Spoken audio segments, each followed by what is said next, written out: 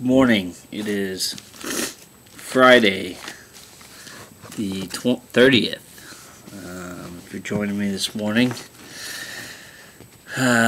we're continuing in Joshua today.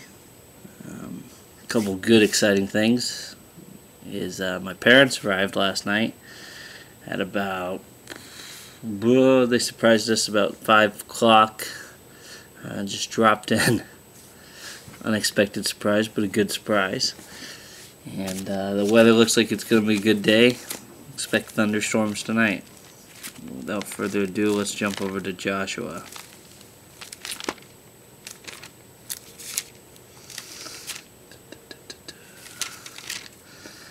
We left up yesterday in Joshua 1:9. We'll pick up where it said. Oh, sorry, we left off at 1:5.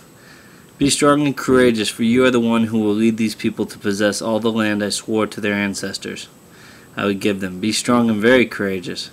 Be careful to obey all the instructions Moses gave you. Do not deviate from them, turning either right to the left. Then you will be successful in everything you do. Study this book of instruction continually. Meditate it on it day and night, so you will be sure to obey everything written in it. Only then will you prosper and succeed in all you do. This is my command: be strong and courageous. Do not be afraid or discouraged, for the Lord your God is with you wherever you go. Verse 9. Some things that you can notice right away. Think about what we think of in the world brings you power and success. Money, fame, all these things that we think this is going to lead to a great life. But it says right here, it says, do not deviate from them.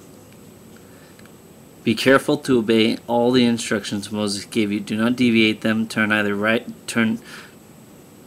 by turning either to the right or to the left. Then you will be successful in everything you do. Study this book of instruction, referring to the Bible, continually.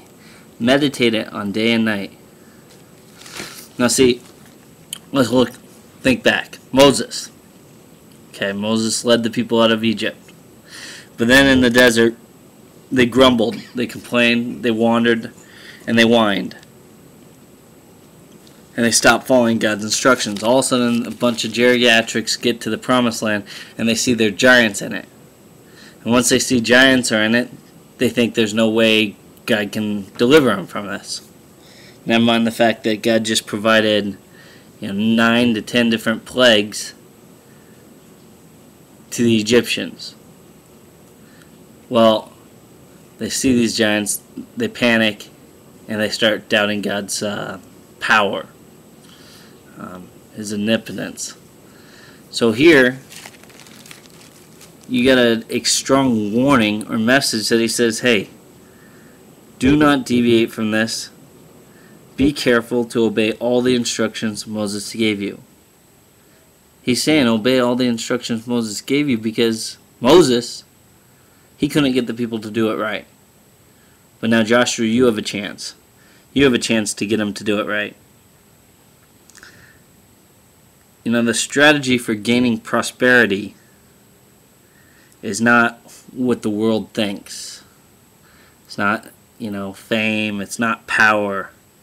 Instead it says, for gaining prosperity, and prosperity is used in many different ways. It's not just wealth. That's how we see prosperity. But to prosper, to live a happy life, to be content. The way to prosper, God taught Joshua goes against such criteria. He said that to succeed, Joshua must be strong and courageous. Be strong and courageous because the task ahead would not be easy. What did he have to go to do next? Next, he was going to have to walk around Jericho and blow his trumpets. That takes strong and courage.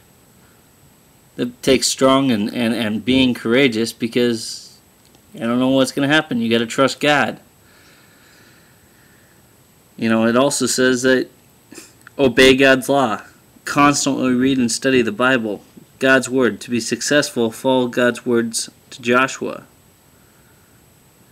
We may not succeed by the world's standards, and we may not succeed by the world's standards, but wouldn't it be great to fail the world for once?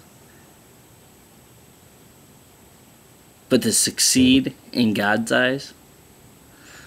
To let what the world says is all right and all knowing, and this is how it has to be to succeed in today's culture. But wouldn't it be great if we failed the world and succeeded with God? Think about that. Have a great day.